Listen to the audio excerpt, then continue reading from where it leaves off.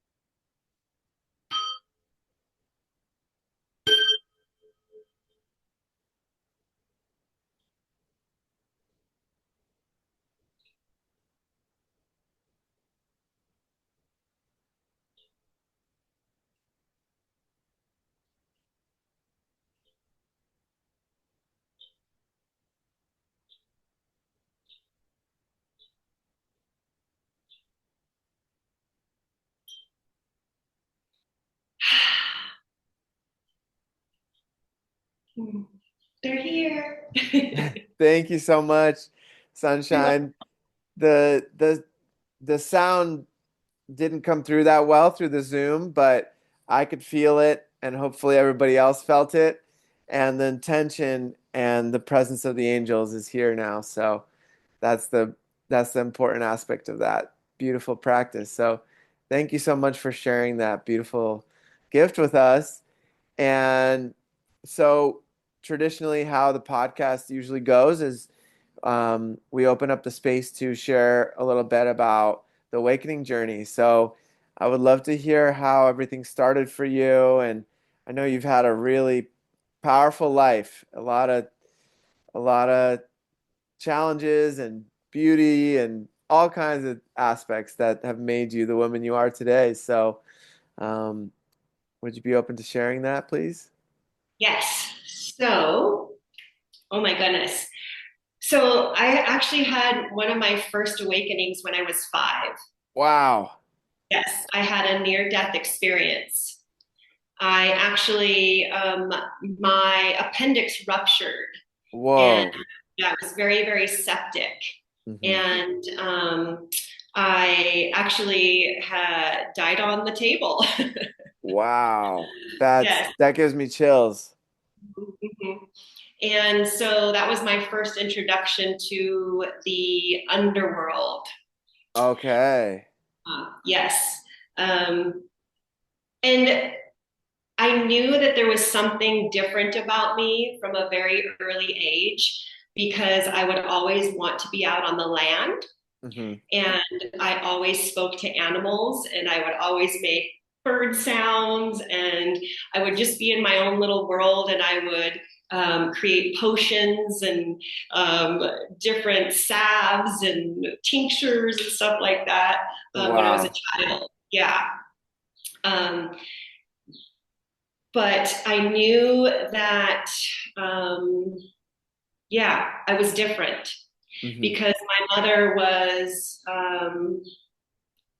clinically and chronically ill, Mm. mentally, physically, and spiritually. And I always thought to myself, how is it that the way that I feel so much love and I feel so connected to everything around me that I came from this woman.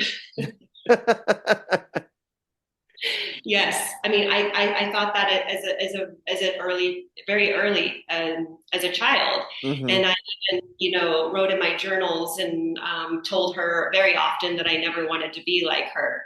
And for reference, my mother was had struggled with Hmm. addiction with a lot of drugs, but also addiction to sex. Mm. Okay.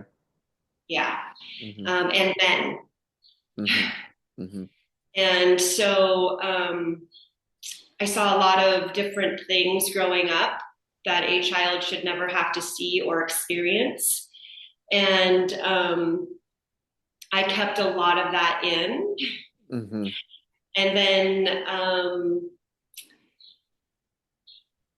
I had another near death experience when I was 15. Oh, I got wow. in a car accident and broke my neck. Oh, gosh. I fractured C4, 5, and 6. Oh, my God. Yeah, and I was paralyzed on my right side. Whoa. Yes, and had to learn how to walk again, all that stuff. Hmm. Um, and that was another one where it was just like, okay, something is definitely tugging on me. And then that's when I actually experienced the ethereal world. Okay.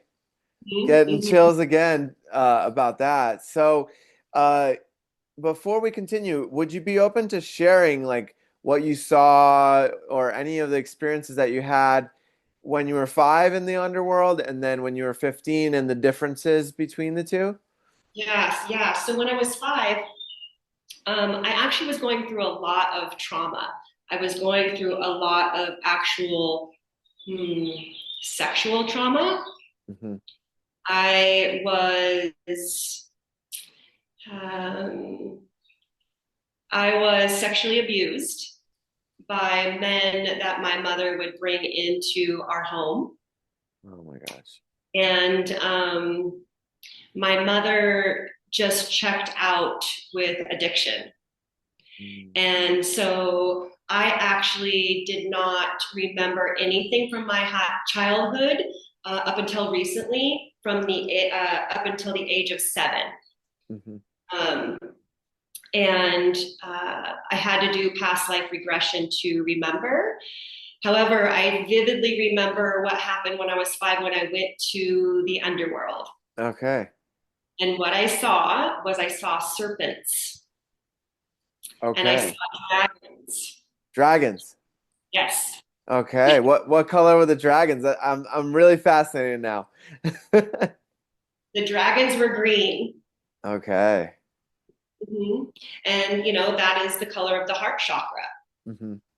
And so um, I had to really figure out why I was seeing green dragons, and also green serpents. Hmm. And it was because my mother had completely blocked off her heart chakra when I was born.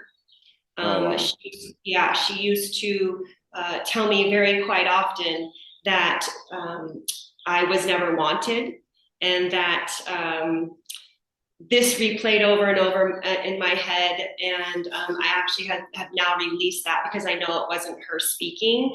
It was just an energy that she could not get rid of. Right? It was not her trauma, but she was giving it to me.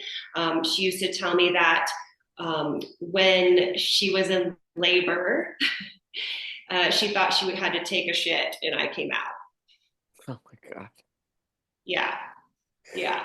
Well, I mean, and what this makes me think of is just these, you know, our parents, I'll speak for myself in this situation, came from a very different upbringing, a very different time, a very different frequency, most importantly, right? And and so for me, it's been a journey with really tuning into that where they were at, the programs that their parents and who knows how far back had been passed on to them. And that's beautiful. What you said was like it wasn't really her. It's not her soul saying that. It's something else that either was a pattern or an attachment of some sort of energy onto her potentially, right? Mhm. Yeah, and I used those dragons when I was little, to help me. I would Oh, wow. call upon them when I would go run in the forests. I grew up in the Pacific Northwest, and we lived on land or wherever we were, or we lived in a tent a couple of times too because we were running from the police. Oh, wow. In the woods, and so I would make little worlds Hmm. with all of my fairies and my gnomes and my forest creatures, and I would come and ride the dragons, and they would help me out of situations. I would escape into the woods, and I don't know if you remember Pete's dragon. Oh, yeah. Hmm. That was like when that came on, I was like, what the heck, that's my dragon. I love it. I love it. So did he kind of look like your dragons? Yes, but actually, Pete's dragon is much more cuddly looking. Right. Right. My dragon was very like not evil, but to the point where it was like very stern, Like Game of right? Thrones dragons? Yes, Okay. yes, yes. Okay. Like Game of Thrones, because that was who I called upon to get me out of situations that were happening to me, Hmm. um, especially if it was physically or emotionally. My mom was also very physically abusive and also very emotionally abusive. Hmm. And so I would ride my dragon out of certain situations up here. Hmm. So if there was something going on with me physically, like if I was being sexually molested or physically abused or emotionally abused, I would check out Hmm. and I would ride my dragon somewhere else. Hmm. Um, I would leave my body. Right.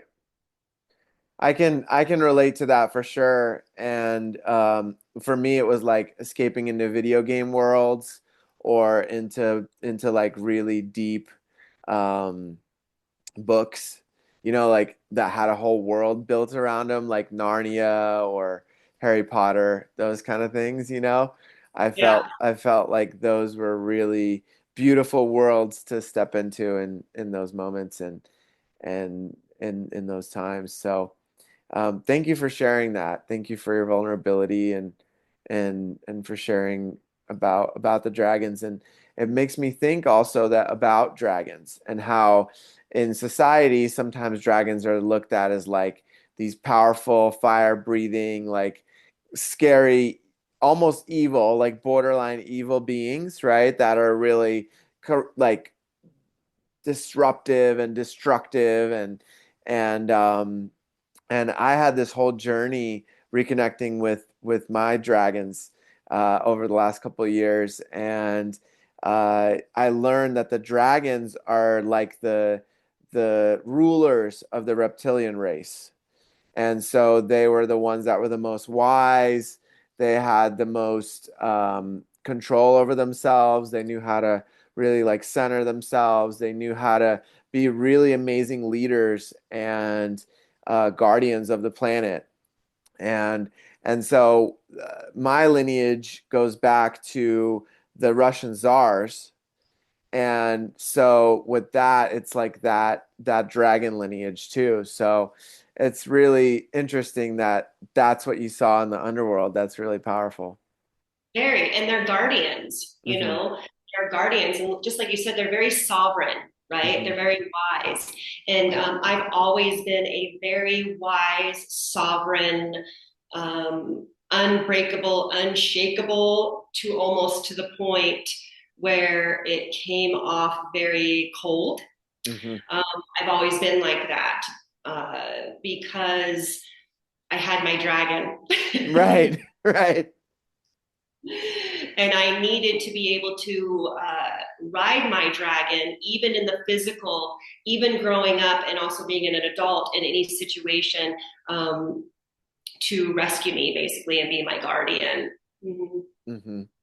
Well, that's amazing. So it brings up the question about the underworld, right? Like a lot of people associate the underworld with hell and fire and lava and Satan, right? So in some of the shamanic teachings that I've learned, the underworld is a place where there's a lot of woods, a lot of nature, and there's these power animals down there that are just waiting for us to tap into them and connect with them. And then that energy can be brought back into this reality and worked with. So, can you speak a little bit on that? Oh goodness, yes. So because I also I present myself with the shaman energy frequency, right? Hmm. Whenever I'm out on the land, I'm always presented with an animal that has just passed. Mm. I have lots and lots of bones and feathers and wings and different things in my space. I live in a van, Hmm. so it's full of all of my little yummy tools and gifts that Mother gives me. Hmm. And I actually have one right here that I just got. I'd love to see it. um, this is Is a that little rabbit? lemon. Yes, a little Wow. tail. Mhm. Wow. And then this is a gray fox. Wow. I don't know if you can see it. Yeah, you could see it. Wow. Yeah, that's powerful. And I also have his tail. Oh, wow. Um, Wow. Beautiful. yeah, and so um, when they have just passed, and a lot it usually happens around the new moons and the full moons. Which is tonight. Yes, and I actually go into ceremony 3 days before the full moon. And so actually these last two and a half days, I've come across even more animals. Oh, wow. What do you think that is? Why do you think around the moons there's these correlations? Because when you have both, the moon is full and the sun is always full, right? So you have both of the duality, the dark and the light. You are opening a portal, literally a portal for you to tap in to the underworld. Uh-huh. However, when you tap into the underworld, because it's so bright, the sun is so bright and illuminated, it's actually, you are bringing your light into the underworld. Ah, I see. Yes. So people think, oh my gosh, it's a full moon. You can't go out. It's crazy out there. The animals are going to kill you. It's like, whoa, whoa, whoa, wait a minute. We're all so enamored by that light, the light that's there, that we are just basking in the wonderful beauty of the illumination of the darkness, Right. right? So, that darkness, because it's so illuminated by the full moon, we are able to connect deeper with the underworld. Mm, Because we're like, a lot of people can't sleep. Your sleep is disrupted. All of this, you're like a lot of energy, angst, and stuff. So a lot of people are outside, longer, looking up at the moon, and so you're more connected to all of your kin, which mm-hmm, is all of the flora, the fauna, the animals, everything that is hidden in the dark usually mm-hmm. comes out to play. And so you're all together communing under this bright light. And when you see that bright light, it just brings forth so much love because we're all just basking in the illumination. Mm-hmm. Okay, beautiful, beautiful. Yeah, so um, if we bring it back a little bit to the underworld, right? What is it in the shamanic teachings that what's down there? Like I believe you can get your power animals like we discussed. What else have you seen down there or experienced down there? What makes it what else is down there? It's you that's down there. You. Right, right, right, All of us, right. right? We have to realize that in the darkness, we're still here, right? Like it is, people think that the underworld, like you said, is hell or it's some place, Hmm. right? It's not a place that we actually can physically go to. Hmm. It's a place where we have been before we became earthside. Because when you're in the mother's womb, it's dark. Hmm. So you're in this darkness. All you can do is use all your clairs, Hmm. right? Because you can hear in the womb, you can feel in the womb, you can smell, you can taste. There's all these different things that are happening in that portal of darkness, Hmm. right? And it's creating this beautiful life to come out into the light. Hmm. So it is in all of us. That is us. The underworld is us. It is our shadow. Hmm. It's something that we have to look at as um, creation. Hmm. You cannot grow and evolve if you cannot sit in darkness, Hmm. in silence, For sure. because yeah, and so the underworld is something that is honestly different for everyone. Mm, okay.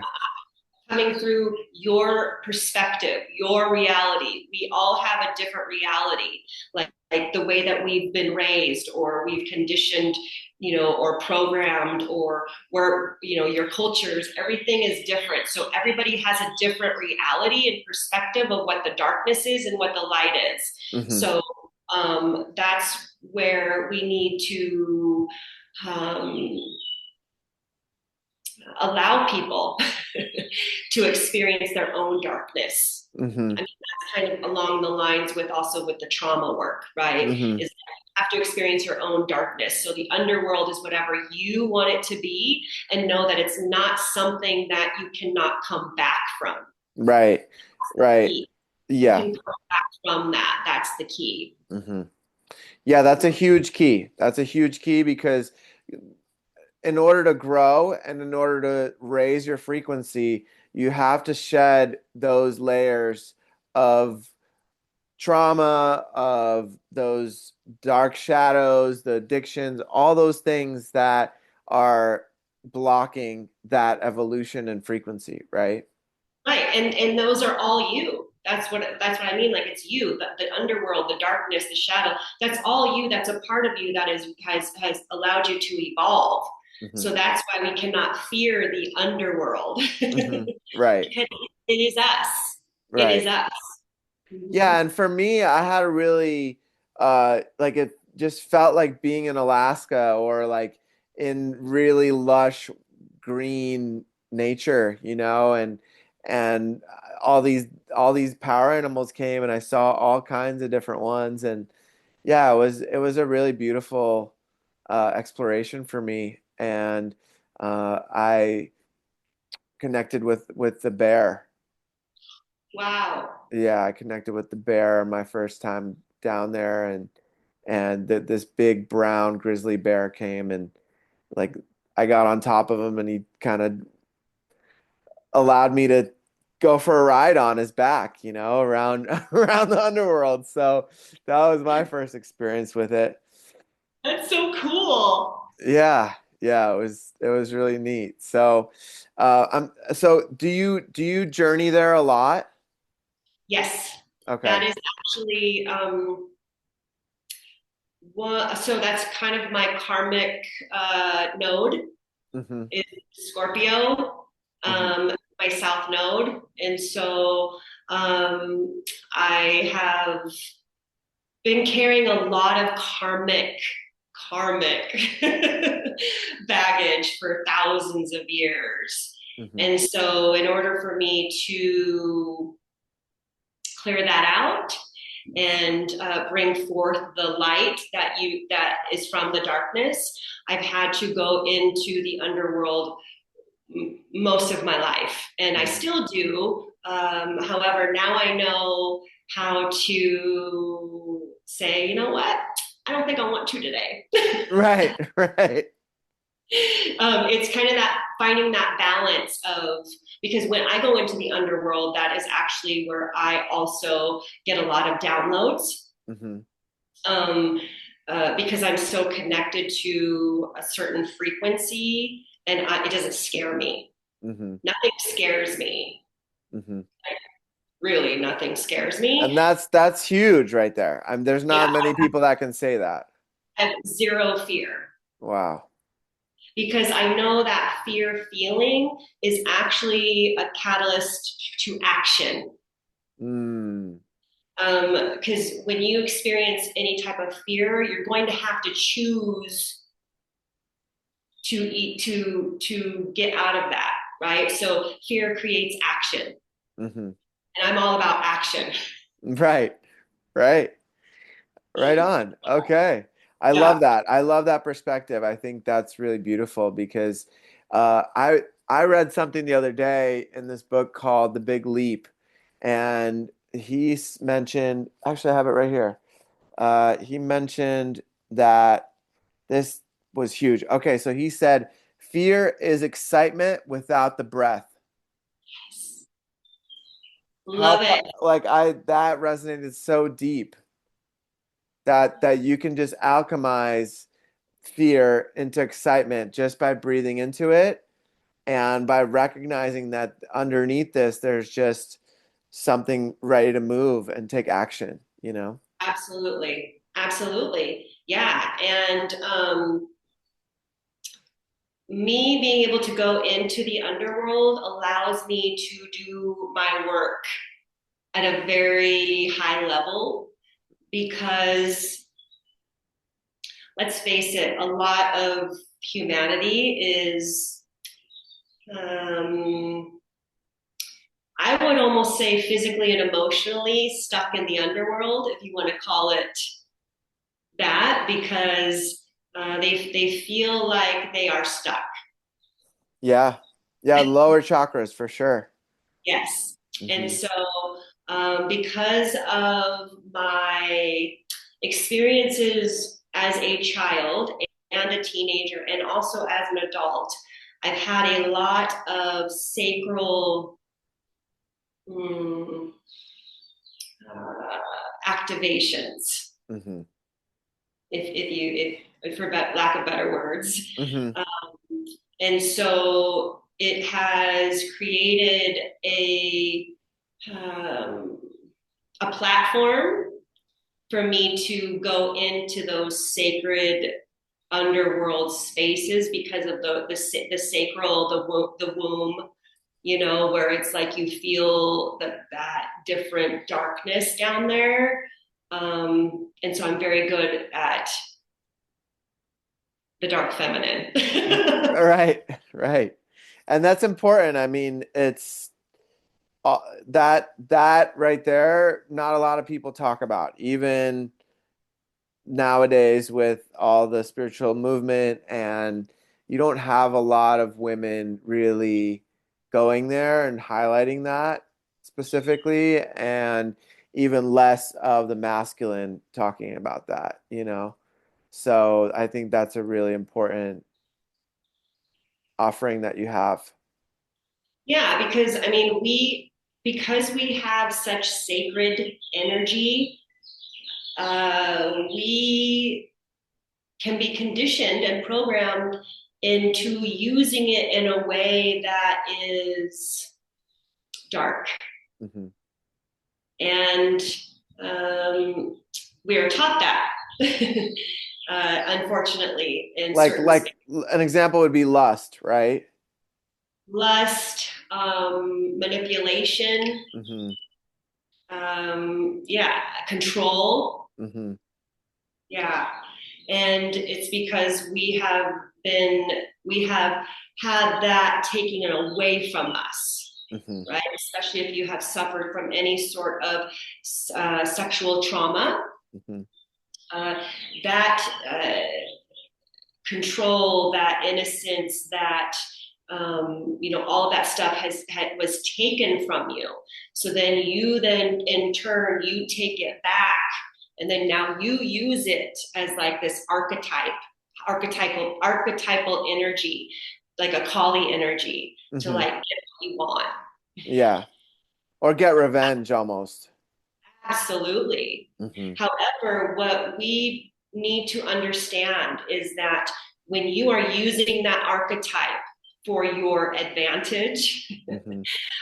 it is something that you have created in order to survive in a world that you did not feel safe in. So now you're creating this safety net for yourself by using the sacral energy as control, as manipulation, right?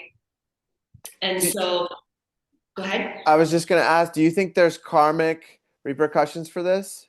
Uh, um, ooh, I was going to say absolutely. However, I've kind of switched a little bit with that. Um, it can be Hmm. karmic. However, when you recognize the tools that you're using as a way of manipulation, Hmm. uh, then you can break that karmic cycle. Right.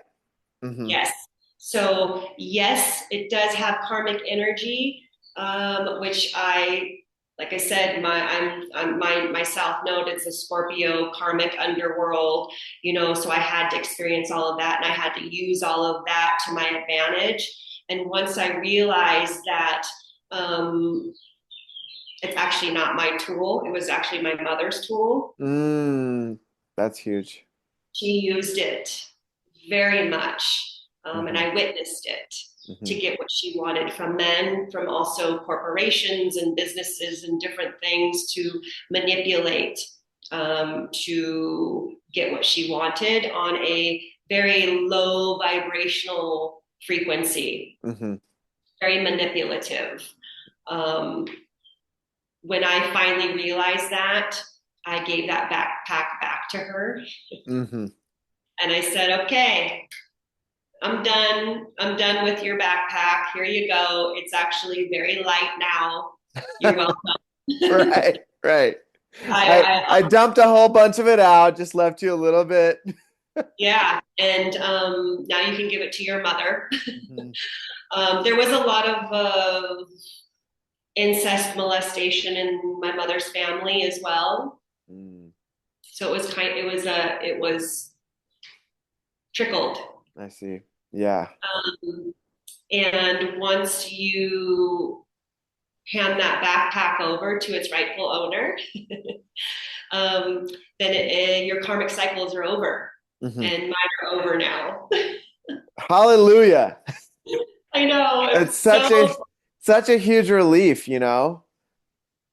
yes, yeah. And now my backpack is heavy because I have my own tools in it, and it's my forks. Oh my God. Yeah, you got some big, they're some of the biggest forks I've ever seen. I mean, the one you pulled out in the beginning, that round one, and then you have some that what are like 14 inches long? Well, this is yeah. Here's the throat chakra fork. Gosh. Yeah, for anybody just listening in, I mean, it's thick. It's probably an inch and a half thick around, and then it's long, like probably at least 15, 16 inches long, huh? And this is one of the smaller ones. Yeah. Yeah, Wow. and it's made out of rocket ship material. Whoa. That's really cool. Yeah, and it has the same resonance as the bowls, Oh, okay. Like but you sing can feel it. like singing bowls. Yes, Okay. it can be very loud, Hmm. especially if you have multiple together. But this is more of a frequency, so you feel it more in your body. With the bowls, you can feel it, but you hear it more. Okay. Okay. Mhm. Beautiful. So, was there anything else you wanted to share about the underworld, or are you ready to Yes. transition? Okay, let's do it. The only thing I have to say is don't fear it. Okay. Don't fear it because it's you, and trust it because it's you. You Hmm. always have to trust yourself. Trust all parts of yourself, the good, the bad, the ugly, because those are just words. They're labels. They're labels that are trying to keep you stuck in a loop of not uncovering the true essence and the true meaning and identity of the underworld. Mm, okay. I like that. I love that. So, you went into the underworld when you're 5. Now you're 15, and you go into the ethereal world. Very different. Uh, and I'm so curious about your experience. So I got into a car accident, fractured C4, 5, and 6. I was in a lowrider Jimmy with a whole bunch of high school guys. Hmm. I was a track athlete, and I just came back from the Junior Olympics. Hmm. And I was in the car with my teammates, and I was sitting on my boyfriend's lap at the time in the front seat. Oh boy. Back in the 80s, this was in the 80s, this was Uh-huh. 1988. Okay. Sorry, 89. And we didn't have to wear seatbelts back then. Hmm. And so we were in a place called Granite Falls, Washington, and it's very rural. There's lots and lots of woods and forests. And he was going up a really windy road, and we fell down a cliff and rolled down the cliff, and my head hit the ceiling over and over Oh, and over again. oh So I my had God. concussion fractures.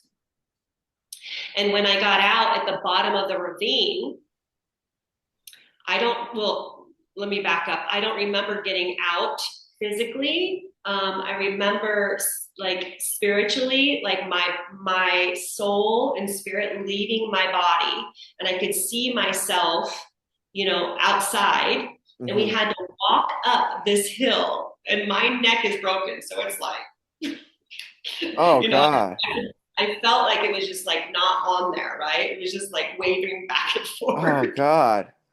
It wasn't, but that's what it felt like when Right. I was circling around my body.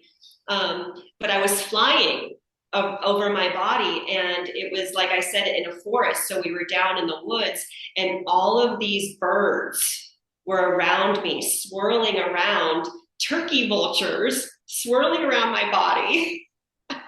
Whoa. Like they're gonna come and pick me up. Yeah. Um, and ravens and crows and hawks and eagles, and we were all just swirling around, flying around, looking at my body. Wow. With birds, I actually communicate with birds. Birds are actually angels in disguise Mm. because they have wings and they sing beautiful song. And so they are messengers from the ethereal world. And I got to experience what it felt like to fly. Wow. What an amazing experience. I know. And then I found myself in the back of an ambulance. Okay. Okay. So did you experience the angels? Did you see them? Did you communicate with them when you were flying? So I was communicating with the birds. So I Okay. communicate with birds still to this day, and they are angels. So I communicate with birds, certain birds, with with my ancestors out on the land anywhere. So I have certain birds that are certain ancestors. Like my father, he passed when he was 49, 23 years ago, and he is a hawk. Oh, cool. Yes. So, yeah, so there's a lot of different ways that I communicate, like I said, with the angels through birds. And so when I was flying around with all the birds above my body, I actually felt like I had angel wings attached to me. Oh, wow. Yes. And so it was like I was not trapped, because I don't like that word. Uh-huh. I was hanging out. Right. Hanging out between the spiritual and the physical. And it was almost like I had this choice of, am I going to go back to the physical and finish out my purpose? Or am I going to keep swirling and flying, wherever we are in the ethereal with my angel wings, with my guides, Hmm. with the hawks and the all of them, right? So they were kind of right there, like, okay, are you ready? Which way are you gonna go? Hmm. Hmm. And so I just knew that I needed to go back and fulfill my purpose. Um, because like I said, I always knew deep down that there was something that I was here to do. Hmm. I had a greater purpose. And I made a deal that I would keep an open relationship with the ethereal and the physical. And then that gray area, which is almost like the underworld, because I correlate gray area with this timeline that we're living in. Mm. Because most of our brothers and sisters are walking a very fine line between living and not living.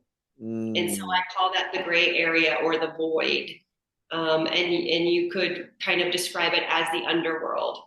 So when that brings up the question, when somebody, because so much of humanity is out of body, they're just barely in the body. That most of them are up here somewhere. So is would you relate this gray area with where the souls are kind of hanging out, or how? Yes. Yeah. Yes. Okay. Yes, because oh boy, there's so many things that are being placed upon us. And I say upon us because it's not allowing us to ground into our true authentic selves, our true identity. Hmm. So it's numbing our soul. So it's kind of like stuck in that gray area, Hmm. right? So a lot of our food, the things they're doing to the skies, the television, all of, there's a lot of programming and conditioning. I call it the mind virus. Hmm. Hmm. There's a lot of the mind virus in humanity right now, and that is numbing our soul. So it's not allowing our soul to actually be present in this timeline, which is actually heaven on earth, if you Absolutely. want it. Yeah, it's I believe that we create that. We create Absolutely. that, and it can be created in the most chaotic and far out times. I know for me, COVID 2020 was like the best year of my life because we created that. We created that heaven on earth, literally. Absolutely. And it was the precipice to me really uncovering who I was supposed to be, because I Mm. lost everything in 2020. I Hmm. lost my business. I lost my home. I lost everything that I ever knew, friends that I thought were my ride or die, because of my sovereignty, my beliefs, a lot of different things. However, it was supposed to happen because it allowed me to get rid of all the masks, the characters, the numbing, the everything that was keeping me in that gray area. Hmm. And that brings up the question, do you believe that we choose our relatives and our parents? Say that one more time. Do you believe that our soul chose our lineage, our parents and our relatives? Yes, you actually chose the DNA that you come into this lifetime. Hmm. Um, and you are here to bring forth the light crystalline body of that DNA before it was um, uh, before there was placed a virus in it. Okay. So we're right now in the collective. The collective is having such a huge tower moment that we're restructuring our DNA Hmm. through the people who are waking up. And people are waking up at a very rapid pace, very rapid pace. Hmm. Um, Everything that is happening in this timeline is supposed to happen, regardless of whatever you believe in or you think is right or wrong. It is part of a prophecy and it's here to wake everybody up. This could not happen if these things in this existence is not happening. It's Hmm. the time right now for a great awakening, and people are listening. That's why we created this podcast.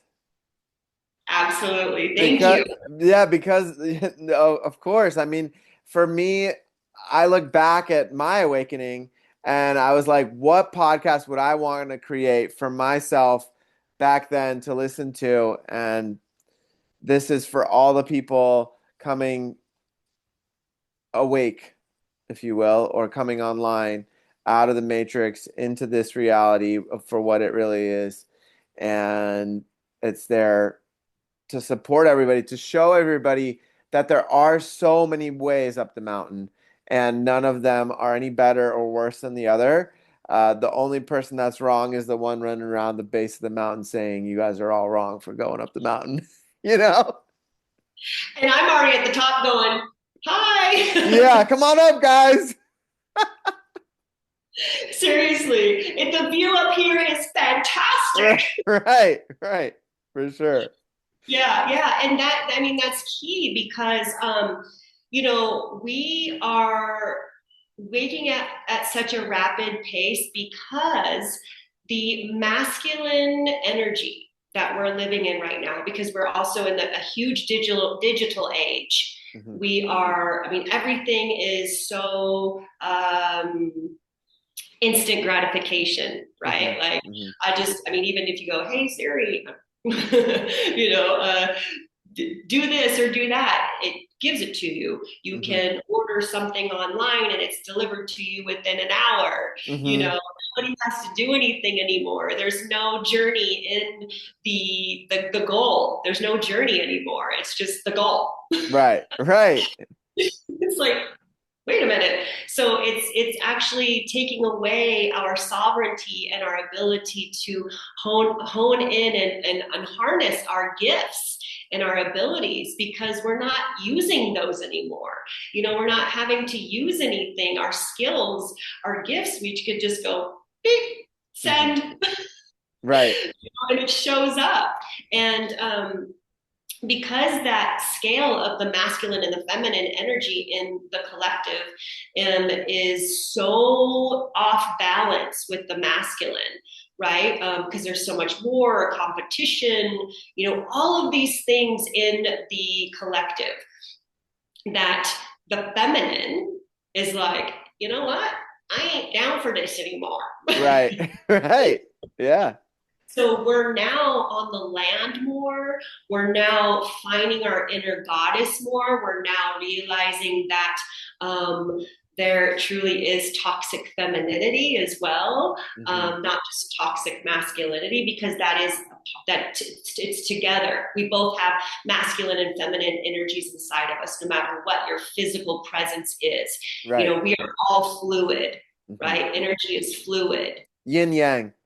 Absolutely. Hmm. And so also, so the masculine and physical form is watching the feminine and physical form do a lot of work in the spiritual, that they're actually feeling it Hmm. in their feminine. So they're actually feeling that the shift inside themselves as well, to feel safe within themselves. So the masculine is actually going, hey, I want to learn more about this stuff as well.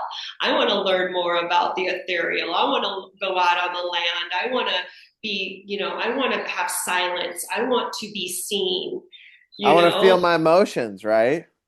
Absolutely. Hmm.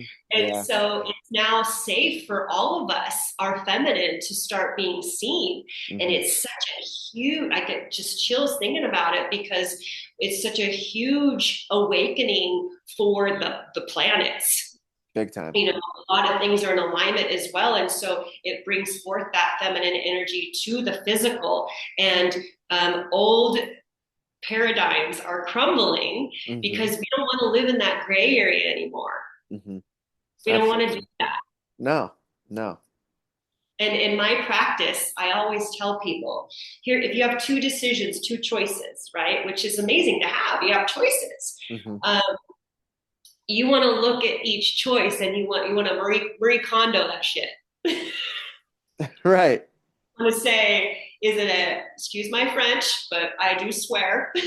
Uh, It's either a fuck yes hmm. or a fuck no. Right. If it's not a full body fuck yes, then you need to go back to the drawing board, and you need to go, why isn't it? Hmm. What am I not listening to? What am I not trusting? Right. Because I guarantee you that if it's a fuck no, then it is a fuck no. Like, trust yourself, trust it. Hmm. And because gray areas are not fun. For sure. For sure. It's not a fun place to be. Absolutely. Yeah, I totally agree with that. And okay, so coming back a little bit to your story, 15 years old, near death experience. What happened after that? Oh, wow. So then I started really harnessing my sovereignty. And I Mm, actually moved out of my mother's home wow. after I was healed. So I had to wear a TLSO brace. Mm. Um, it's basically, if you've ever seen 16 Candles, and you see Joan Cusack at the water fountain, and she's got this thing on her chin, and she's got this full body brace, and she's trying to get a Oh, drink of water. That was me. oh my gosh. Yeah, so I had to have that on for almost a year. And so then after I was healed, I just started living my life again. I've been an elite athlete since I was 11 years old. And so I went back into athletics again, all of that stuff. And I moved out, and I started creating my own circle of mentors. Oh, okay. Yes. And that was actually through church. Okay. Right on. Yeah, through actually the non denominational Christian organization. Hmm. Hmm. I was very curious after that angel experience. Hmm. Now, for reference, my mother did not believe in anything. She did not believe in any power, higher, lower, anything. She Hmm. was, I guess you would call it, atheist. Hmm. She just didn't believe in anything. Hmm. So I was not presented with an environment that believed in faith of Hmm. any sort. Hmm. So I was curious. So I went to youth groups, and I did, I had friends that went to church and all of that stuff. So I decided to immerse myself. However, I always felt there was this disconnect. Like Like when there was singing and there was praising, like I felt the joy and the presence of the Holy Spirit. But then when there was sermons being recited, I almost felt like I could feel an undertone through the pastor. Ah, And sure enough, every single church I went to from the age of 16 up until my second marriage, um, almost all of those organizations got busted for fraud, embezzlement, trafficking, molestation. I mean, all these things you can imagine. And I just was like, wow, wow. I felt that energy.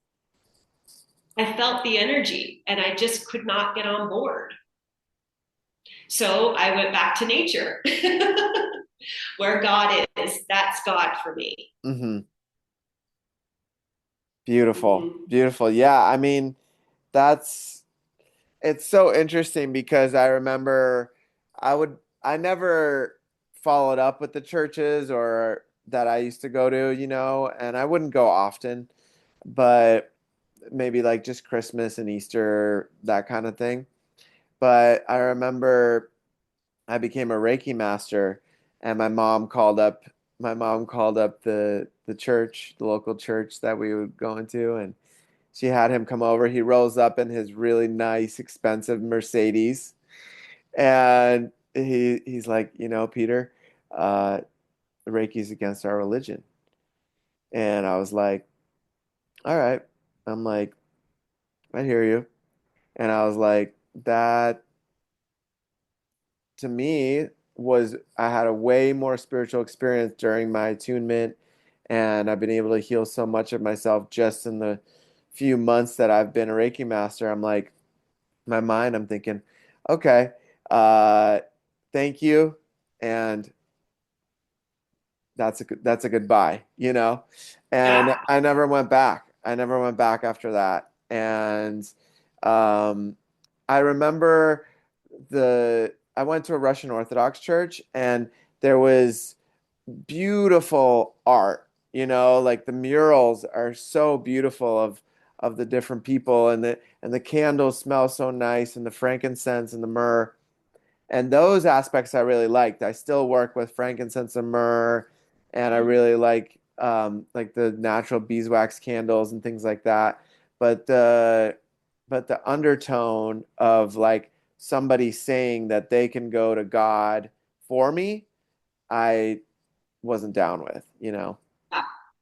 Absolutely, because your relationship and your uh, perspective of God is for you and you only. Hmm. It's your relationship and nobody else's, because God is you. It's inside of you. And so that relationship is so sacred that you have to hold it sacred to yourself. Yeah. You know, it's a type of love that we only know how to give ourselves. Hmm. And that love is through God, which is through us. For sure. Yeah. Yeah. Yeah. So you find nature. Yes, and I always did as a child, but again, then I was like, thought I was a witch and I was bad and all this stuff for talking to animals and my little potions when I was a child and, riding dragons, and all these different things on all the, scriptures and the books and the teachings and all this stuff was, especially with the healing hands too, because I would heal with my hands as well, Hmm. but there was just a lot of discrepancies that I was not understanding because I could see through the translation Hmm. of the scriptures, right? I was like, what doesn't it mean this way? Right. It's like, this is all the same medicine, the Hmm. healing hands, the frankincense, the myrrh. I mean, nature, everything is medicine. Hmm. So it is all connected to God. For sure. And so then I went into the healing arts. I actually was a nurse for Okay. 2 years. And I was doing a lot of my healing hands on my patients as well. I worked in a hospital setting. I worked in the ER and then also in the recovery room. And I worked in orthopedics and a lot of different specialties. And I also worked very closely with the geriatric population with dementia and Alzheimer's Hmm. and also hospice. So I worked in hospice as well. And it was a very rewarding experience to be a part of the journey that they're about to experience on their next transition. Absolutely.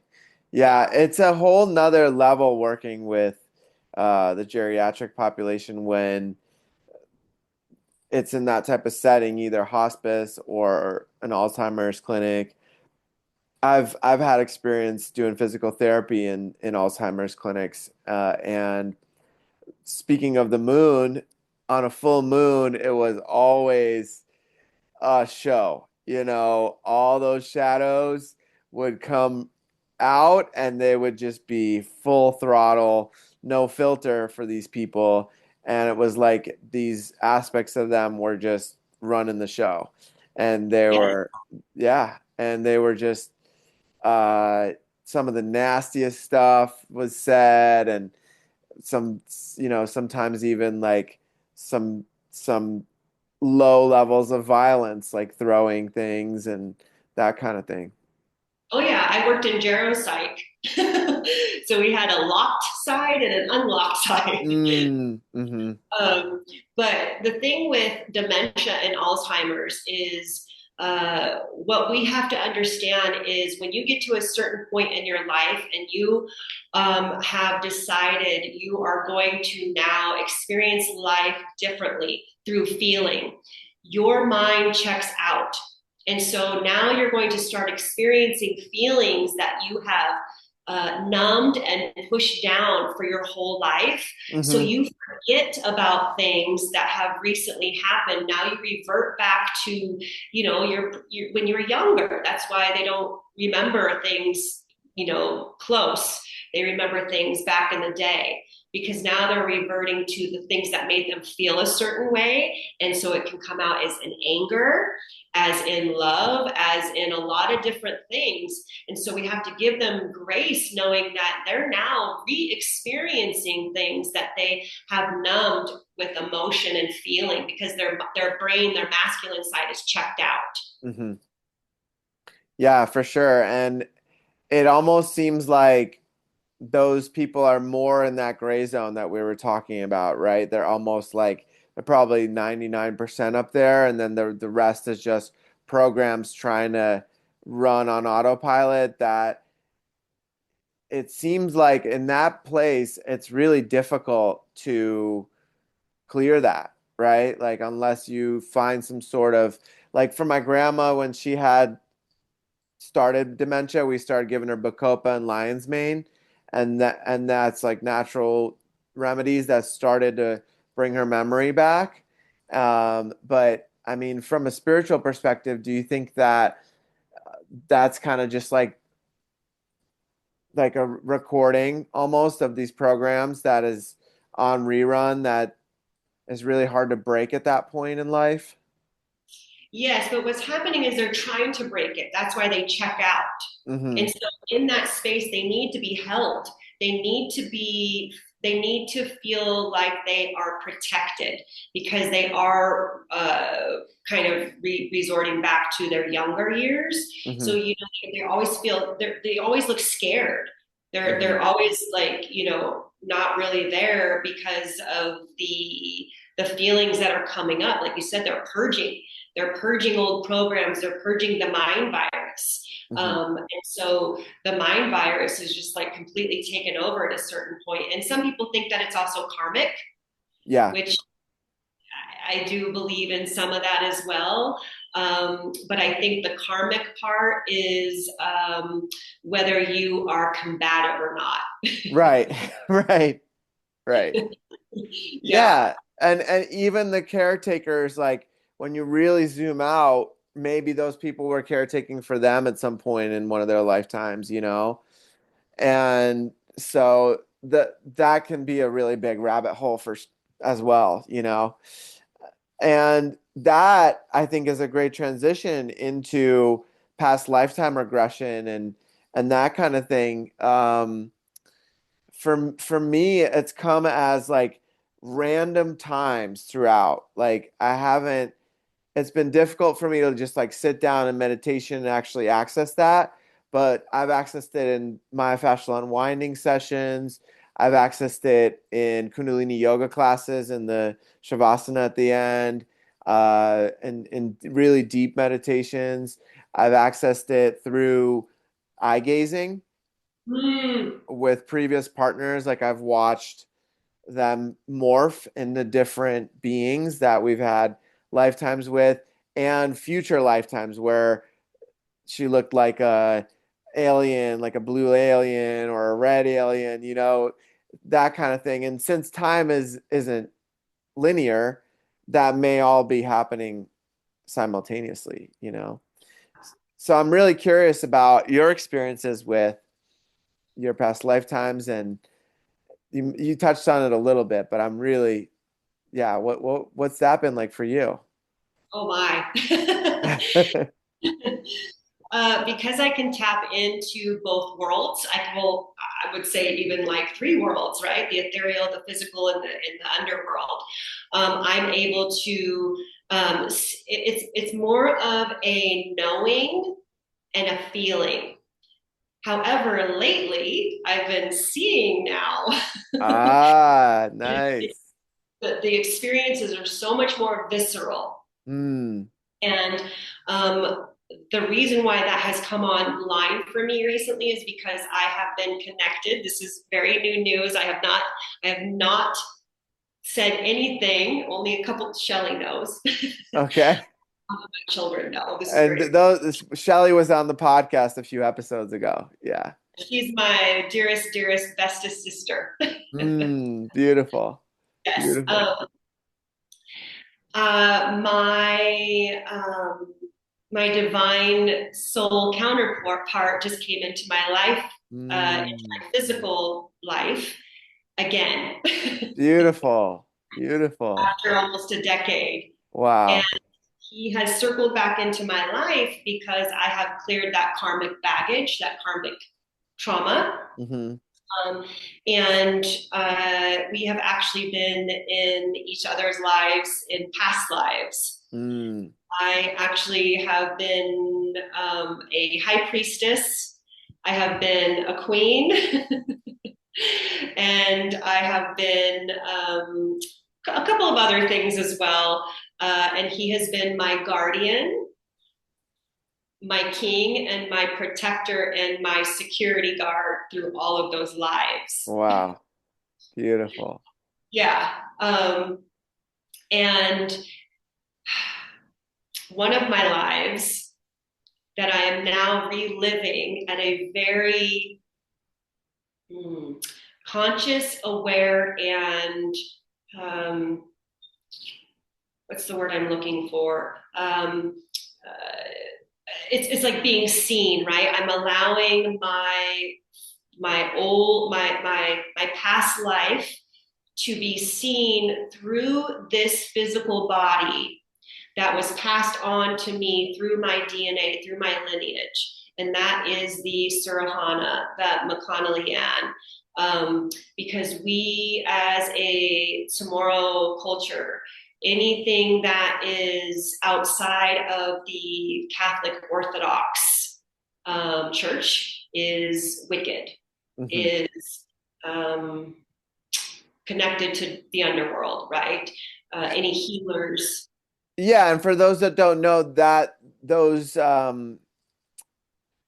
cultures that you're mentioning and that lineage is from the Guam Island area, right? Yes, yes, the Marianas Islands. Hmm. We have a lot of different DNA from different, like Indonesia and all these other places before the Great Flood. You know, they would travel back and forth through all the Marianas Islands, and Hmm. then when the flood came, then everybody was on certain little islands. And my ancestors are from Guam. Mm-hmm. Mm-hmm. And I'm from the Walafin clan, which means full moon. And it's very auspicious that we're doing this on the full moon. Yeah. So I am from the full moon clan. Mm-hmm. And so we suffer a witch wound. Mm-hmm. And Absolutely. yeah, and so there's a lot of violence that I've had to endure in past lives and in this current reality to uncover that wound, to heal it, and then cover it back up again. So that's why I am now presenting myself fully online and in person to heal that trauma from my lineage Mm-hmm. because we were in hiding. Like my grandmother, she was the last practicing Surohana, and she had to only practice within the family Mm-hmm. because you would get in trouble. Mm-hmm. And there is still some that practice that are out there visible, but it is a dying culture. Mm-hmm. It's very much a dying culture Mm-hmm. because of the fear. And I mean, we're talking, like with the Surahana, this is the female, and the Surahano is the male.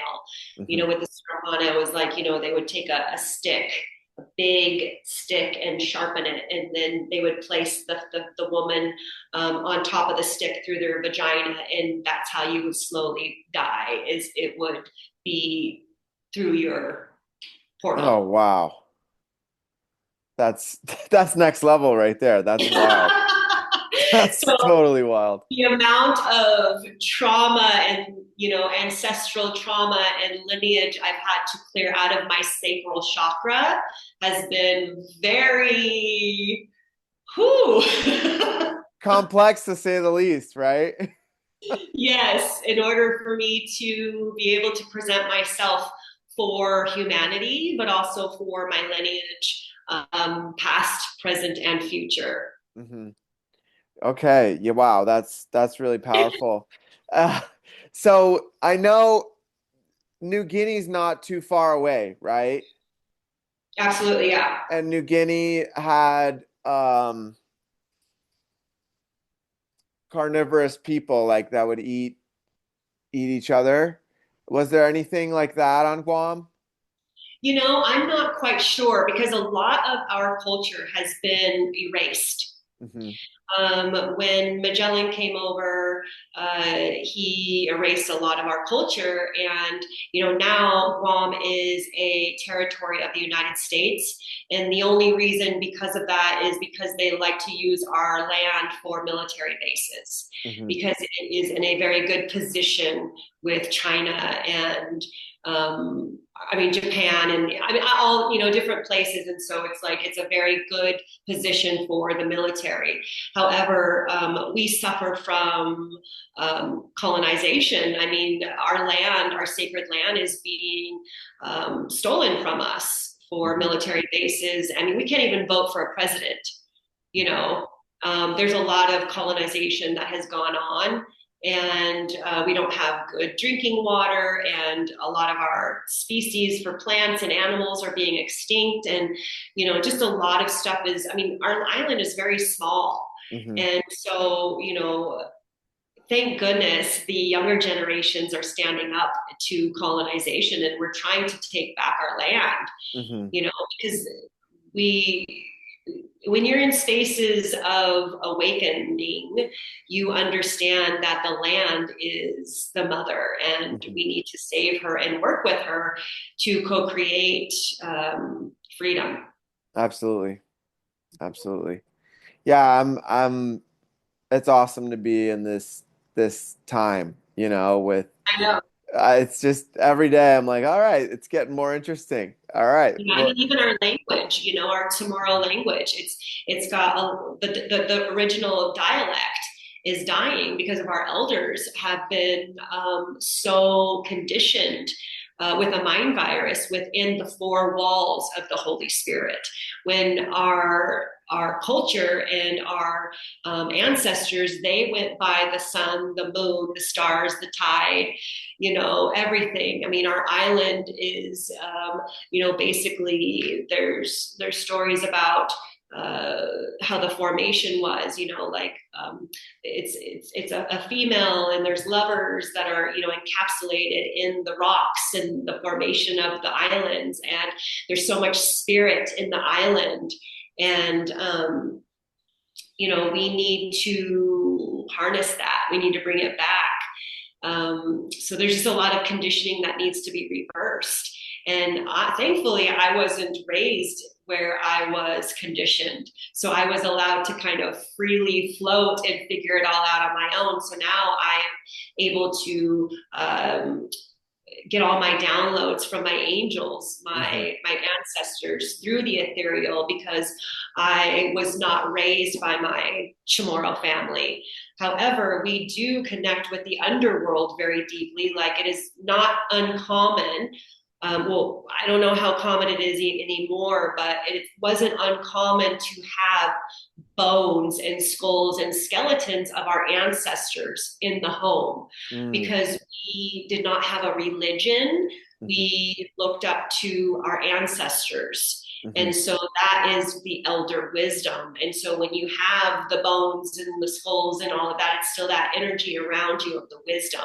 However, we're losing the wisdom of the elders. And I am here to bridge that gap and bring forth the wisdom of the elders. Even though I wasn't raised in that culture, it runs deep through me. And Mhm. since I'm allowed to connect to it through the higher power, the land, it has brought forth the wisdom that I need to bring forth, right? Mhm.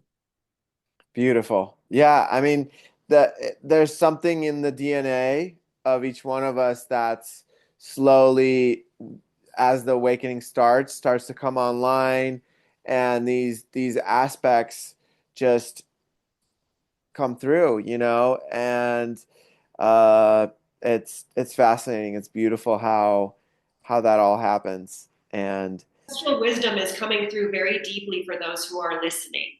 mhm, for sure, for sure. And so it brings up the question of Hawaii, and Hawaii being known as a Lemurian, like the remains of Lemuria, right? Do you know if Guam is associated with Lemuria in any way? Oh, yes. And Okay. Atlantis and all of that. Like, I was actually a siren. Okay. And people get twisted with sirens. They think that they are mermaids that, are mean and they're evil, and they use their voice to attract men to, bring them under to the underworld. Where actually a true mystical siren is part bird and Mm. part fish. Oh, I didn't know that. Okay. Yeah.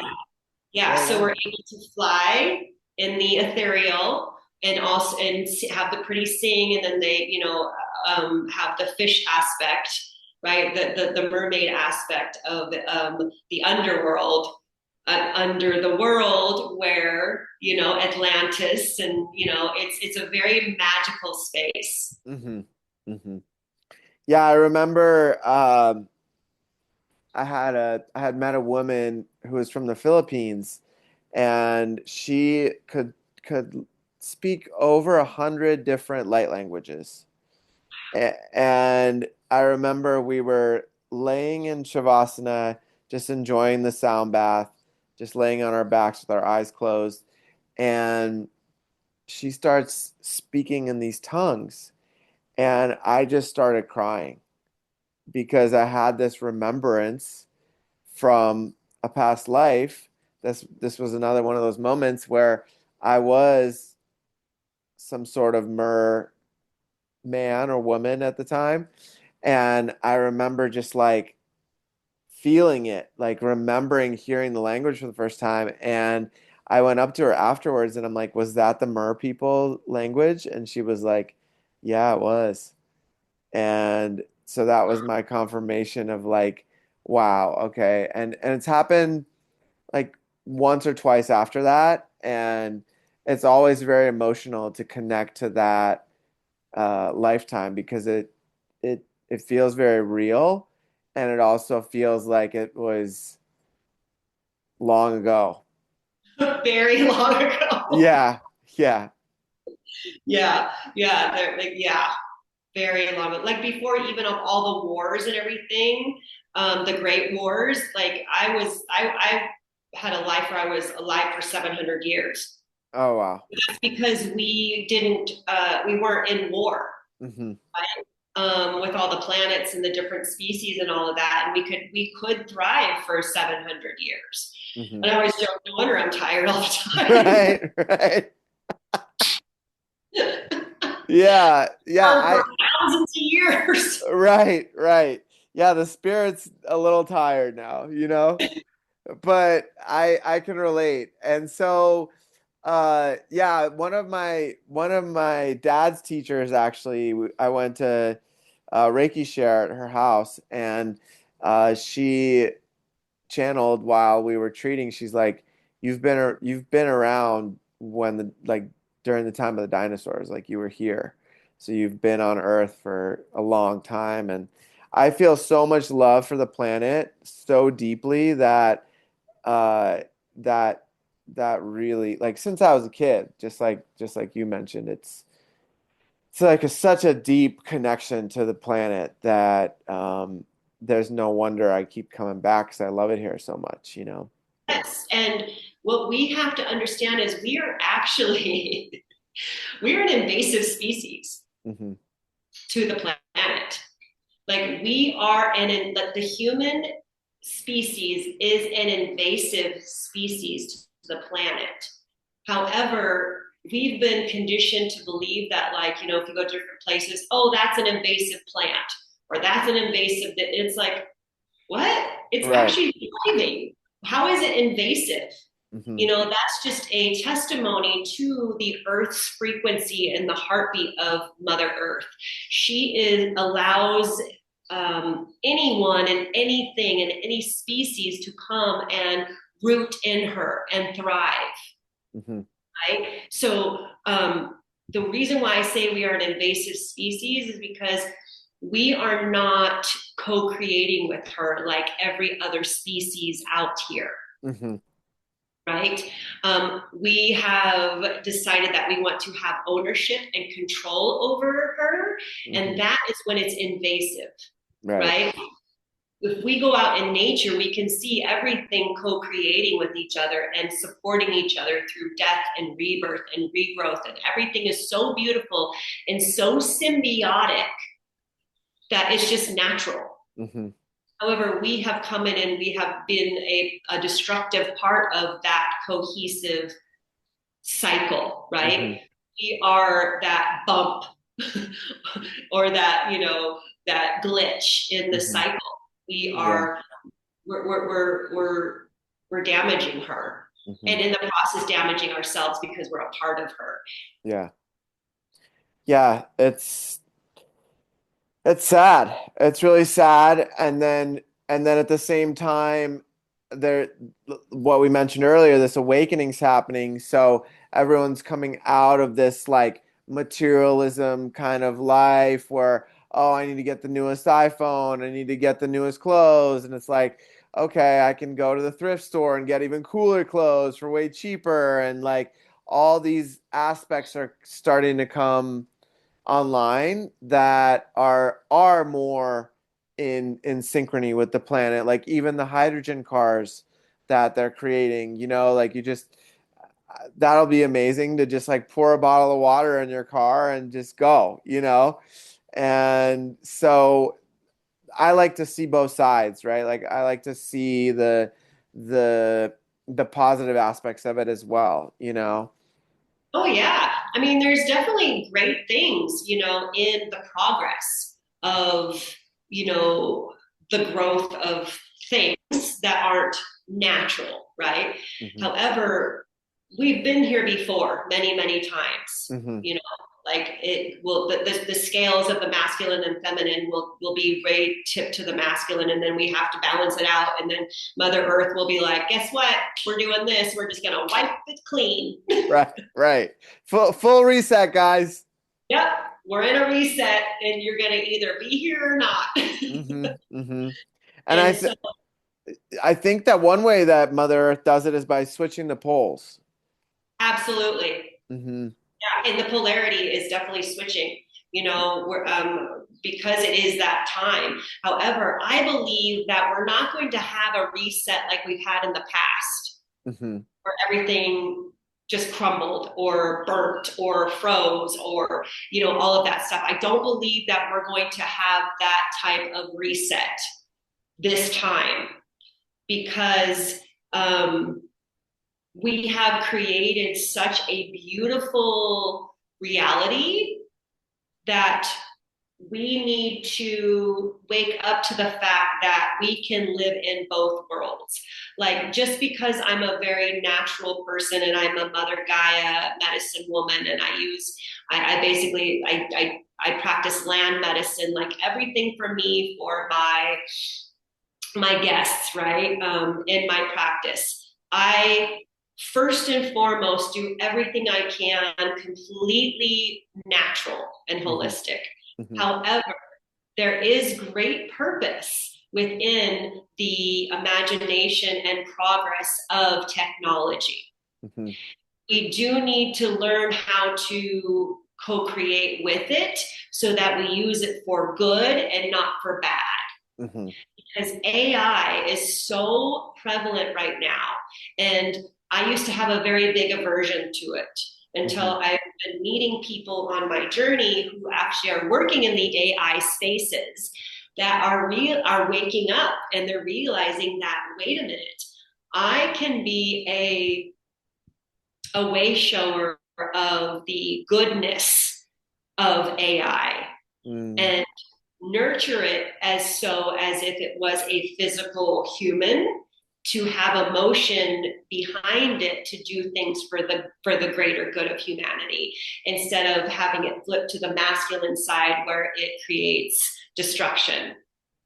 Well, that's a really interesting point. And I wanted to just add, before AI was even a thing, I had worked with ayahuasca, and the biggest message I got was like before it was even a thing. Like nobody was talking about it. It was like none of that was around. But like the biggest message I got was that AI is the opposite of love because it's got no emotion, and hate can be alchemized into love. Bless you. Thank you. And so I did want to share that piece, and also add that there's this bigger perspective of how we are shifting into the 5D from the 3D reality. And even though it'll be the same planet, the people that aren't, their souls aren't ready to evolve into that 5D may leave the planet or just not be in the same reality as the people in the 5D, right? Like, Absolutely. Absolutely. That is huge. This is something that I actually talk about a lot with people, is that you are now presented with a choice. mhm, You can stay in that lower vibrational frequency and be comfortable, mhm. because we do get comfortable with our own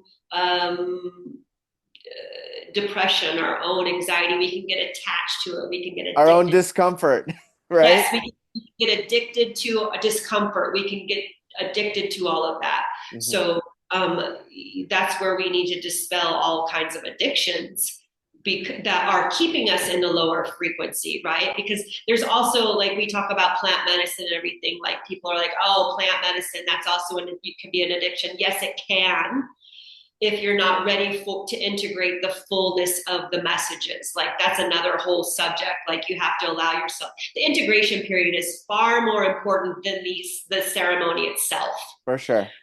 right?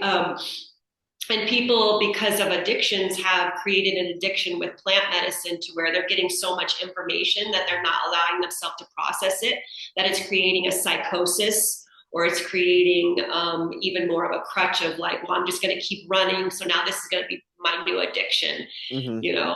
Yeah, You could be addicted to healing. for sure. For sure. Yeah, um, absolutely. Yeah, and so we now are confronted with a choice of, okay, am I going to ascend to a different vibration where I see things through the eyes of love Hmm. and acceptance that's at our core? Hmm. Or am I going to see things through AI that doesn't have an emotion?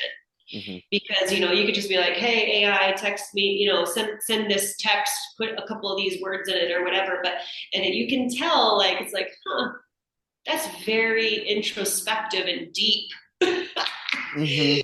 There, you could tell it's no emotion because it's so structured. Hmm. Emotion is not structured. Right. Right. Yeah, and it can almost be deceived as it, because it's like all this knowledge equals wisdom, right? But it's like, where's if there's no emotion under that, it doesn't it doesn't put it into motion, energy in motion, right? Yeah, yeah. It's almost like it stops you in your tracks because now it's like, well, how am I supposed to respond to that big grandiose explanation?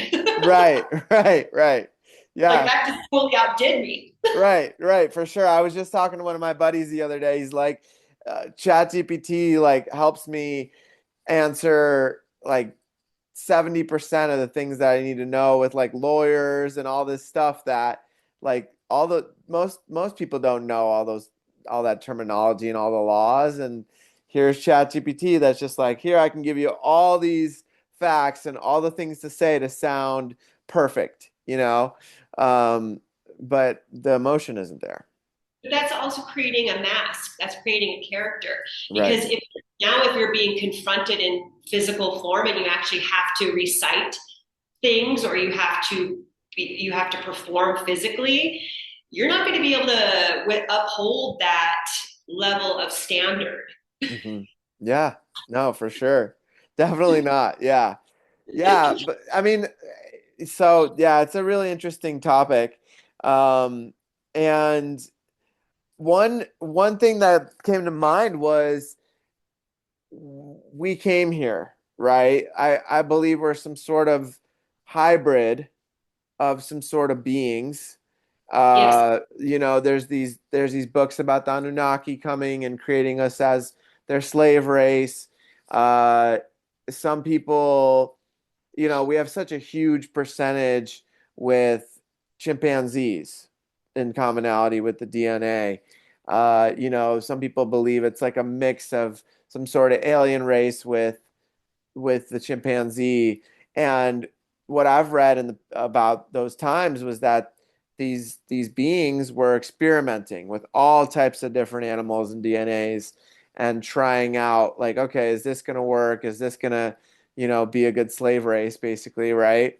But then there's the question of like a Sasquatch, right? Was that one of the original beings on this planet? Some people believe that though they were here before humanity was created. What are they're your part of, thoughts on that? I believe they're part of the giants, you know. Oh, okay.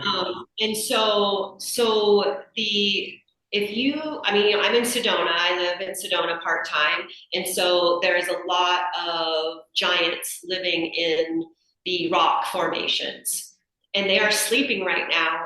However, they're here protecting us, sleeping, and we are waking the giants up. And Mm, um, the Sasquatch, I believe, was an off species of the giants that mm, actually escaped, but had to create a form of like an animal um, that was also giant, but not as giant, right. so that they could still be in the forests and watch over us. and speak to the giants that are actually asleep in the mountains, and still get information of protection there. So that's the thing, is Sasquatch is another creature that people are like, oh, it's a fearful thing. It's like, no, they are guardians of the forest. Yeah, They're guardians. They're here for sure. to protect us. You know, all of these mystical quote unquote beings have been taught to us through a system that wants to not allow us to believe in that, right? Mm, Like, you know, all of this stuff is real. You know, it is real. There are real beings out there. It's mhm. still more beings that are being discovered under the water, you Oh, know? big time. Yeah. I mean, you want to talk about aliens. Yeah. Yeah, I just saw one that like is thousands of feet under the water and it's like glowing in like Luminescent rainbow glowing. colors. It's like, God, it was one of the most beautiful things I've ever seen. Yeah, they live on a frequency that we as humans can't even understand, you know? And so we are still exploring and uncovering things about us that we didn't know existed within us because of, like I said previously, of all the numbing that's going on because Mhm. of the form of control. Because a controlled society is safe It's easy to for, manipulate. It's easy to yeah, for command. certain people. Yes. And there's a lot of profiting off of our traumas. Mhm. And but like we know that we're waking up to the fact that we're being manipulated and profited off of. And when we are waking up to our gifts, it is allowing us to recognize that even more. And we're like, hell no, we won't go. Right.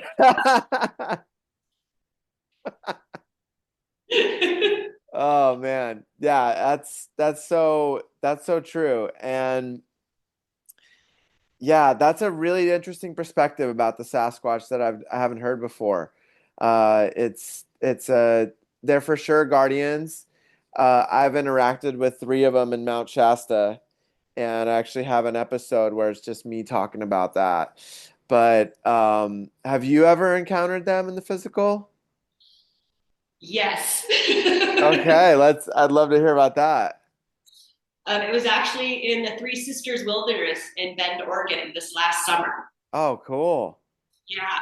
And I just knew that I was being watched. Oh yeah, I could feel it when they were watching you. Oh, you're being watched to no end. And my dog, who's right next to me, Mr. Watts, he is actually a conduit to the angelic realm and the underworld as well.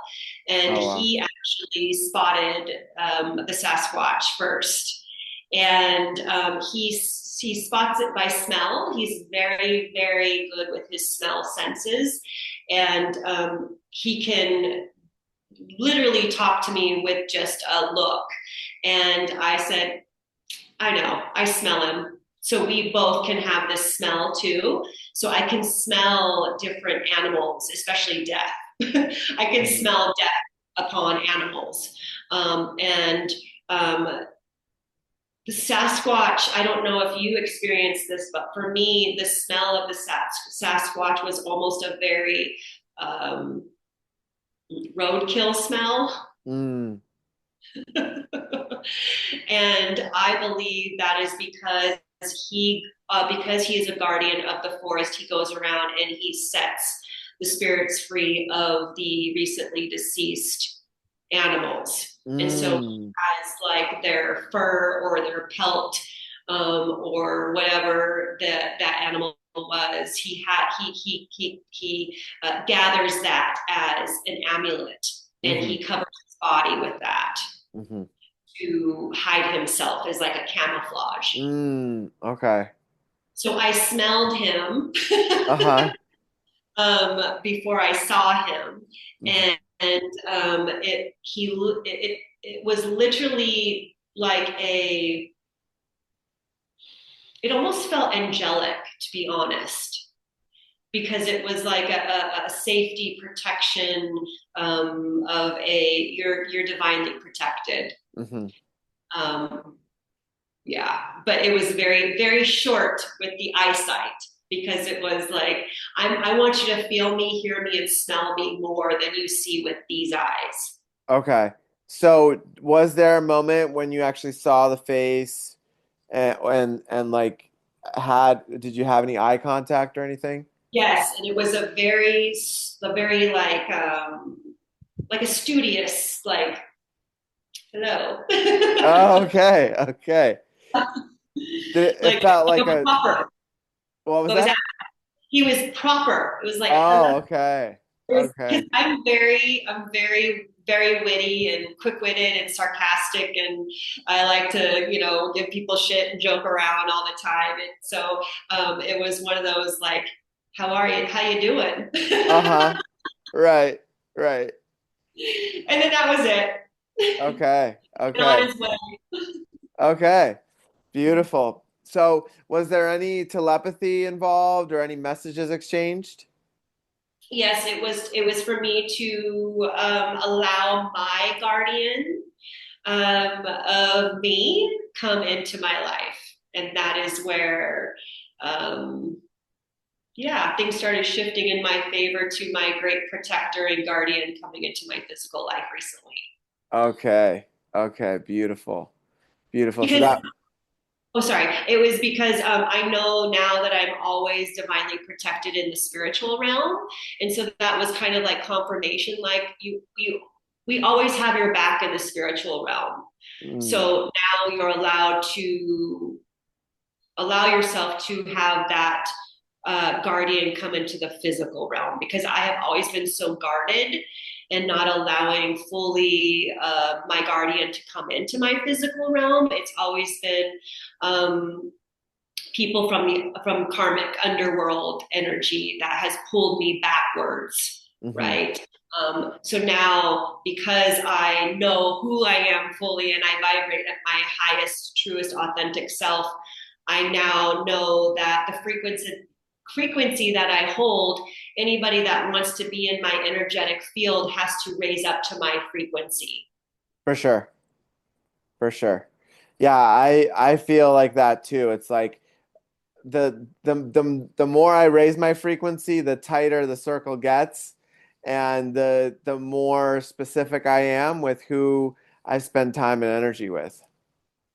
It's very intentional. We have to be Hmm. very, very intentional, Yeah. because we all know the term NPC.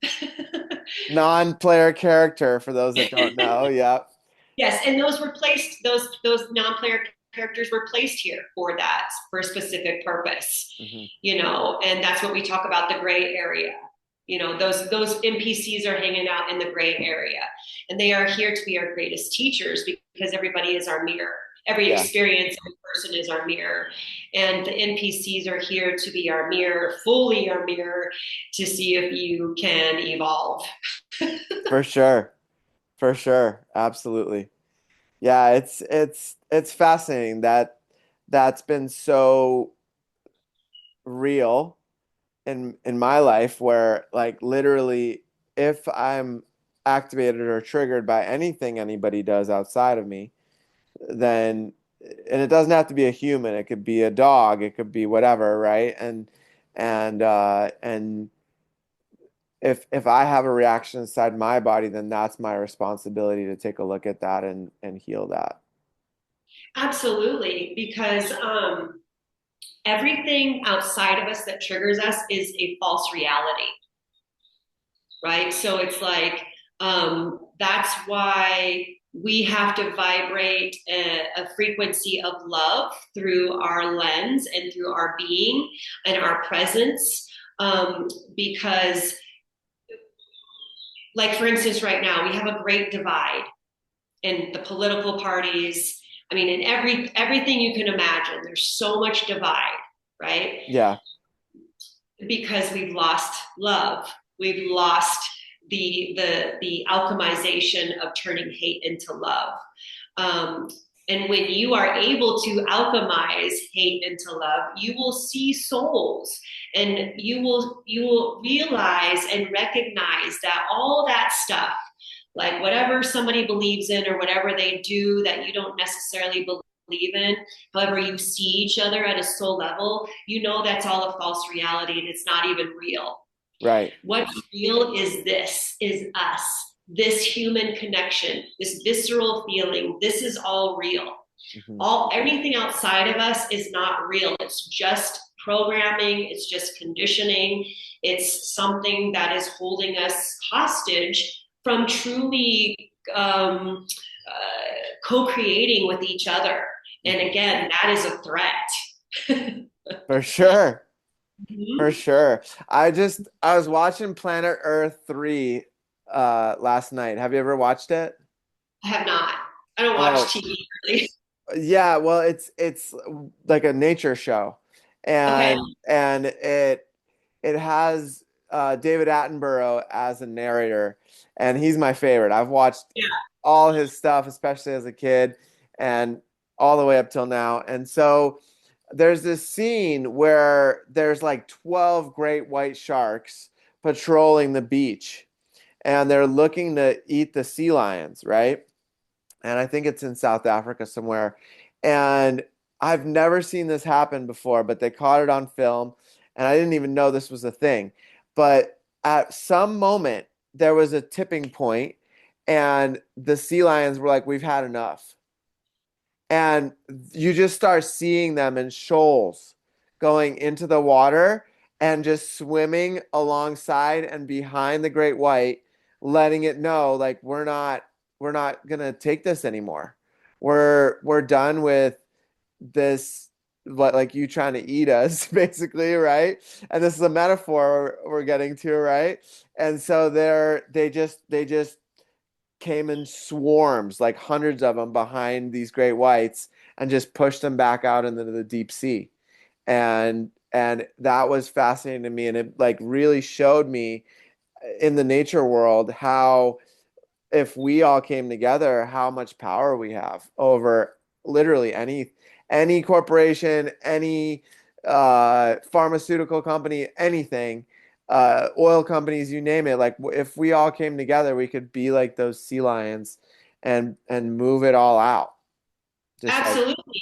yeah. Because we know that that was like a David and Goliath situation. Like the sharks could totally take over those sea lions. I mean, the difference between the attack is completely off center, off balance, right? Hmm. However, they came in groves of just, I'm standing up for myself and my sovereignty, but it's coming out of love. And because it's like we're pushing you out to not only rescue us, but you, like, go away. Like we're bigger than you. We're an army, Right. Um, it's still going with love. It's Hmm. still like, you know what, you can go out into the water, you do your own thing, stay in your lane, but we're gonna be over here. Leave us alone. We're gonna stay in our lane, you Right. know? Yeah. And that's been a theme, like let's just stay in our lane, Right. to Yeah. keep going. Yeah. And so that just gave me a lot of hope and a lot of um, excitement for what's coming. And, there's different waves of these star children coming in, right? Like my generation and your generation were kind of like termed as the indigo children.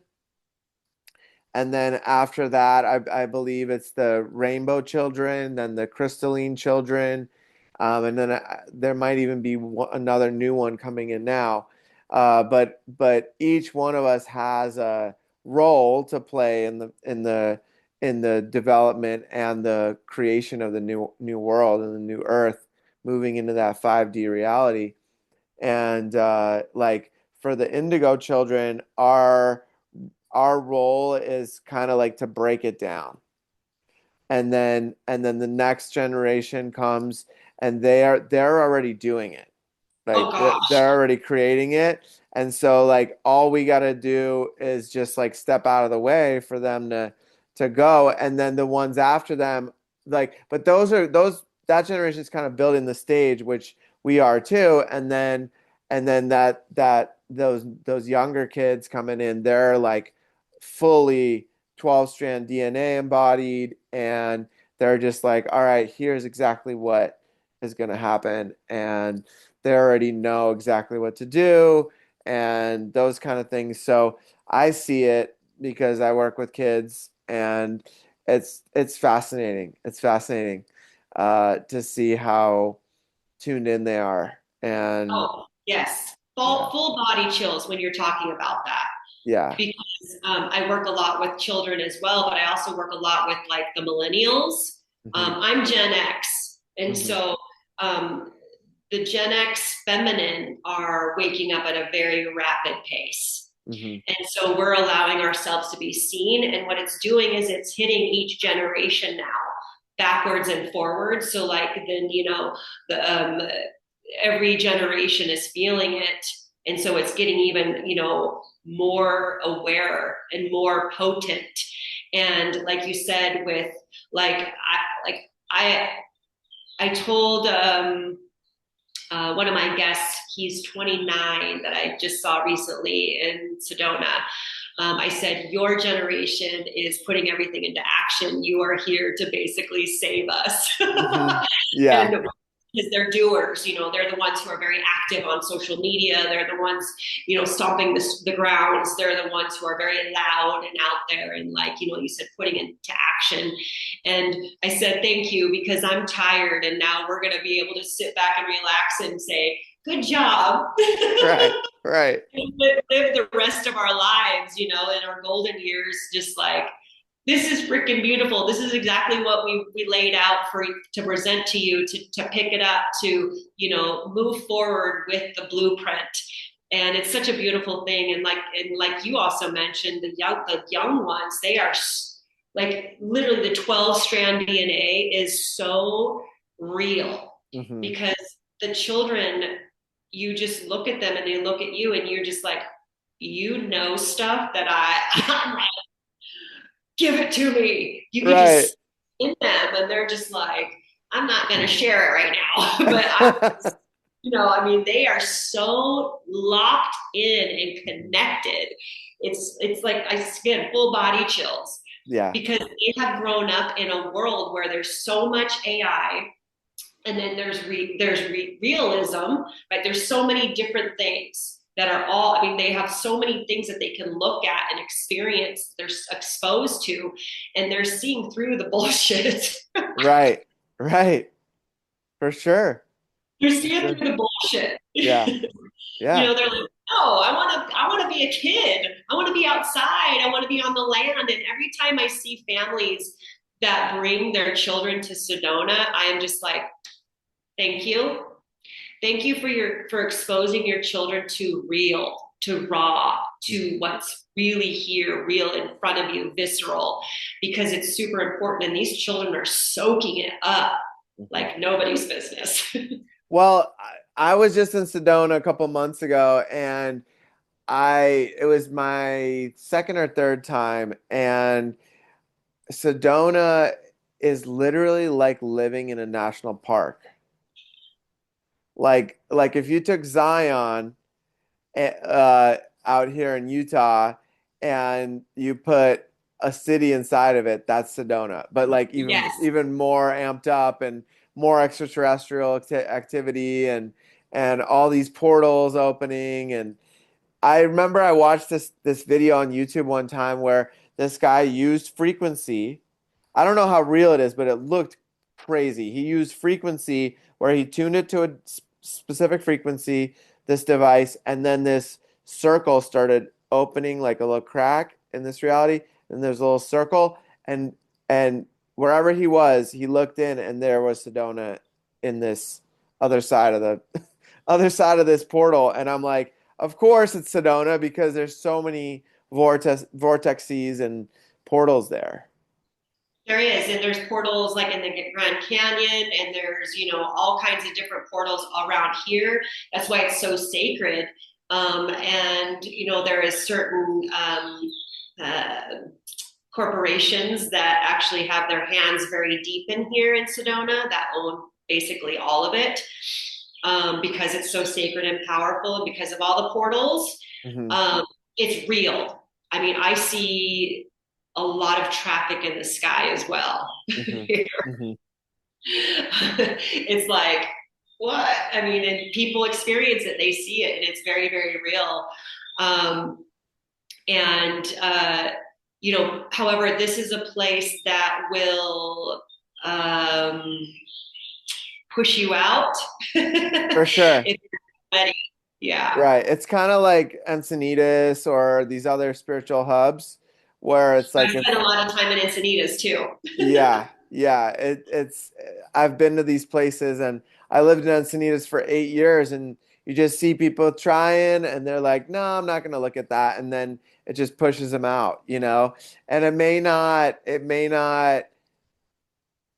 may seem like a choice that they made, right? But underneath that, it's a frequency of like, okay, how deep are you ready to look at yourself? And then are you ready to go to through these most tumultuous experiences to get to the other side and go through these deep healings? And then if you are, then welcome home, you know? Absolutely. Yeah, absolutely. Because people think that, I'm going to go to Sedona and do all, the normal vacation stuff. It's like you come to Sedona for the land. Hmm. The land teaches you stuff. And what happens is if you're not ready to receive her love, which means it's slow, it's not confrontational, and it's very patient. Hmm. Like there's no time here. This is Right. like a time portal. Uh-huh. It's like island time. Hmm. Right. You cannot vibrate on a time schedule here, Right. and so it can really bother some people. And get frustrated. And so it makes you feel like Sedona is a feeling energy. And so if you're vibrating too much in your masculine, you will resist it and it will push you out and it will show you things that you need to look at in the shadow. For sure. For sure. It's a really special place. Yes. I really love it there. Uh, it seems like every time I go, there's just some new place to explore, and there's so much to see there Yeah. and experience. And the community is really special.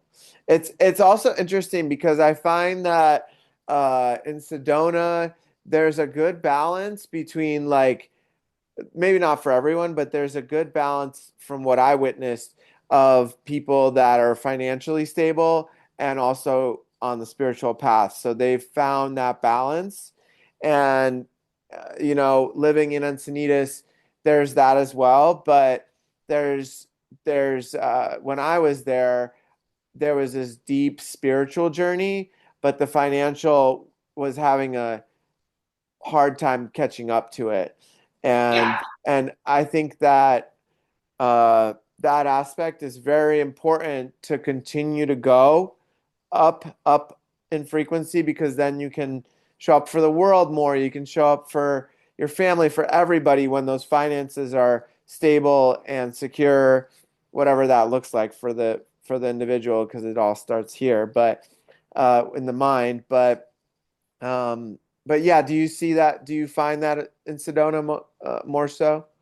Yes, because the duality is so diverse, is because of the land. You're able to live on the land without very many financial resources, Hmm. um, so that allows for that. That completely opposite. Like there is a lot of money here. Yeah, um, but it's also a lot of old money. right, And when I mean old money, it's like, a lot of elders live here. right, And they bought property before it was right, Sedona. right. um, and like I said, you can live off the land. Like I explore so much of the land. Like I don't leave anything unturned, any Hmm. cave, any of that. And there's a lot of cave dwellers, of nomads that come here on their spiritual journey. And because of the climate, you can live here during certain seasons and on like nothing. I Yeah. have one of those. Five Awesome. dollars can get you very far. Yeah, I bet for sure. For sure. I don't know though, because the grocery stores were so expensive. Yes, however, there is a lot of resources as well within the community. Like they have a Mm. lot of community meals, and Ah, just we take care of each other. for When sure. there's travelers, because the travelers that come, they're seeking truth. They're seeking themselves. So we don't get a lot of the addictions that are in, say, Phoenix and that kind of stuff because it's not here. You can't find it here. For sure. You can find a lot of 60, 70-year olds that are microdosing every day. Right, right. Totally different vibe though. It's a totally different vibe, Yeah. you know. So, I think everybody recognizes that. And there are some, NPCs here as well that are like, get out of my, town. You're muddying up the traffic and blah, blah, blah. It's like, well, do you understand that this is a tourist town? You live in a Right, tourist town. right, right. And I welcome all of them because I'm a tourist myself. I don't own this land. I Mhm. don't own this. I'm a tourist. This is, so I love it when I see tourists, quote unquote, because we should share our home. We should share our land. We should share our medicine. It doesn't belong to me. It's not mine to hold on to. Right, So, we have to understand that as well. for sure. Well, Sunshine, this has been an amazing, amazing conversation, an amazing time. I've had a blast, and it's been such an honor to have you on. And you're welcome on back on anytime. Thank So you so much. And I know we hit a couple topics and not all of them. However, I think we said what we needed to say and it was just very organic and that's how I live my life organically. for sure, for sure. That's the No vibe of the script. podcast, for sure. Yeah, there's no script to life. And I think Mhm. that's what's really important for us to understand. We can't control the outcome of this existence, right? So we have to be very, very rooted in our faith and grounded in our truth. And my purpose is my presence. And I think that everyone should recognize that their presence is their purpose. Mm, I love that. I love that. That resonates really deeply. So thank you so much, Sunshine. It's been an honor. Until next time, take Thank you care. so much. Thank you.